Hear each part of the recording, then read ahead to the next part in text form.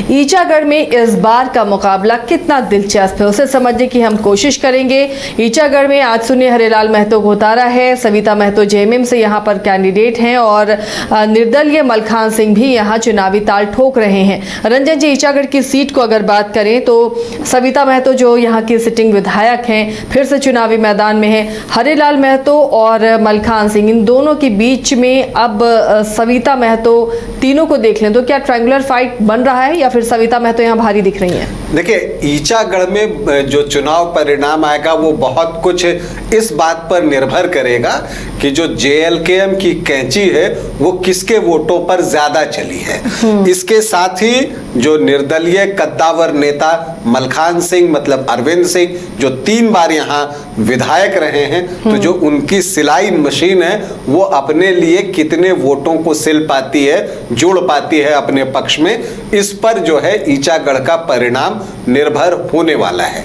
तो ईचागढ़ का जो चुनाव है अगर चतुष्कोणीय हो जाए तो मुझे आश्चर्य नहीं होगा। और यहाँ पर सबके अपने गणित हैं। देखिए, अरविंद सिंह उस रेस में अगर हम देखें जो महतो वोटर्स की रेस है जहां पर जेएलकेएम नुकसान कर सकता है, तो जेएलकेएम नुकसान कर सकता है सविता महतो का या फिर हरेलाल महतो का। यहां पर जो है वो नुकसान कर सकता है। अरविंद सिंह इससे अलग हैं, तो वो चाहेंगे कि जेएलकेएम बेहतर प्रदर्शन करे और यहाँ पर जो महतो वोटर्स हैं लगभग 24% 25% के आसपास, उसमें बंटवारा हो जाए। तो जब एक चतुष्कोणीय मुकाबला बनता है तो कई बार 27-28% पर भी फैसला हो जाता है। और ये देखने में आया है कि चूंकि मलखान सिंह ऑलमोस्ट हर चुनाव लड़ते रहे हैं, ये संभवतः उनके लिए 7वां चुनाव होगा जिसमें 3 बार वो जीते भी हैं। जो ईचागढ़ से जीतने वाले विधायकों की हम बात करें तो सबसे ज्यादा में मलखान सिंह भी आते हैं और साथ में घनश्याम महतो हैं जो वो भी 3 बार जीते थे, लेकिन वो पुरानी बात है। तो अभी जो है ये 3 बार जीते हुए विधायक है, तो इनका अपना एक वोट बेस है। किसी भी तरह से ये चुनाव लड़ते हैं तो आप देखिएगा कि 17, 18, 20% वोट इनको अपने आप आ जाता है।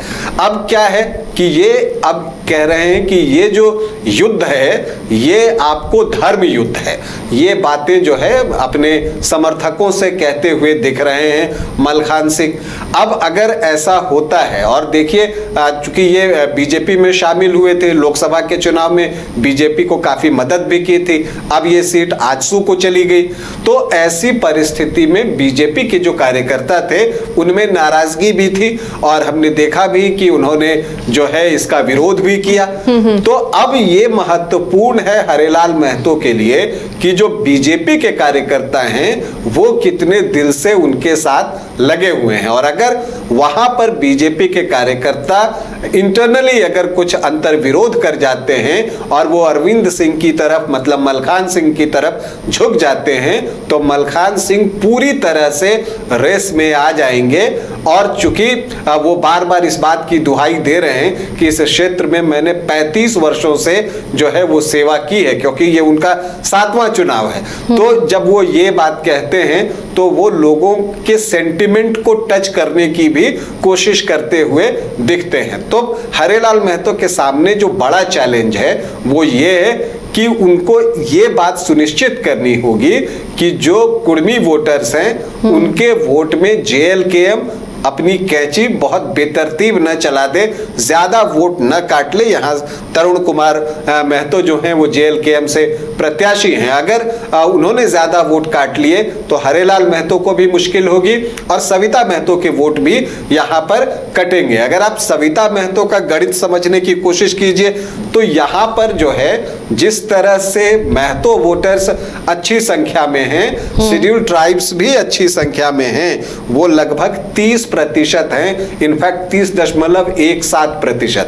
तो उनको भरोसा होगा कि ये जो ट्राइबल वोट्स हैं उसमें से बड़ा चंक उन्हें ही मिलेगा। वो इस 30% में 70-80% तक, मतलब कि अपने लिए 20-22% वोट अरेंज करना चाहेंगी थ्रू ट्राइबल वोटर्स। और इसके बाद जो है वो जो मुस्लिम हैं यहाँ पर 11.7% उसको अपने तरफ करना चाहेंगी। तो अगर ऐसा होता है तो वो भी 32-33 के घर में पहुंच जाएंगी, तो वो भी पूरी तरह से मुकाबले में आ जाएंगी, क्योंकि इसके बाद जो महतो वोटर्स में उनका हिस्सा है वो तो उनको जाएगा ही, क्योंकि वो सुधीर महतो की पत्नी हैं और वो एक कद्दावर नेता थे इस क्षेत्र में, तो उनके पास भी जो कुर्मी वोटर्स हैं वो वोट तो है ही। तो अगर इन सब को आप जोड़ते हैं तो वो लगभग जो है 37-38% तक पहुंच सकती है। तो वैसी स्थिति में सविता महतो बाजी मार लेंगी। लेकिन अगर जेएलकेएम बहुत बेहतर प्रदर्शन कर जाता है तो वैसी परिस्थिति में अरविंद सिंह मतलब मलखान सिंह के लिए भी जो है वो रास्ता खुल सकता है। हरेलाल महतो के लिए बड़ा चैलेंज है, क्योंकि उन्हें सबसे पहले तो कुर्मी वोटर्स में सेंधमारी को रोकना होगा, और सेंधमारी अब एक तरफ से नहीं रोकना होगा, आपको दोनों तरफ से रोकना होगा। इसके अलावा देखिए आजसू को चूंकि बीजेपी के साथ गठबंधन है तो शायद मुस्लिम वोट उतने न मिले या न मिले। और एक और चीज है कि ट्राइबल वोट्स में अब हमने रिसेंट ये में जो चीजें देखी है उसमें बड़ा से जो होता है वो जेएमएम का ही होता है। तो अब उसमें से हरेलाल महतो के लिए चैलेंज है कि वो ट्राइबल वोटों में सेंधमारी करें और उसे अपने लिए अर्जित करें। तो वो कितनी सेंधमारी कर पाते हैं ट्राइबल वोट में, इस पर भी बहुत कुछ निर्भर करेगा। हालांकि अगर हम पिछली बार की बात करें तब सविता महतो को 29.25% वोट आए थे, हरेलाल महतो को जो है वो आपको 19.74% वोट आए थे, और बीजेपी को जो है 19.56% वोट आए थे। तो अगर सीधे गणित से दोनों को जोड़ दें तो ये सविता महतो के वोट से ज्यादा हो जाता है। लेकिन हमें ये याद रखना होगा कि तब जेएलकेएम जो है वो मैदान में नहीं था और कुर्मी वोट इन्हीं दो जगह पर वो बटे थे। तो वो एक फायदा जो है पिछली बार था जो इस बार नहीं है, तो ये नुकसान हो सकता है। प्लस जिस तरह से इमोशनल कार्ड खेलते हुए आपको दिख रहे हैं मलखान सिंह, उसका कितना इंपैक्ट होता है उस पर बहुत कुछ निर्भर करेगा।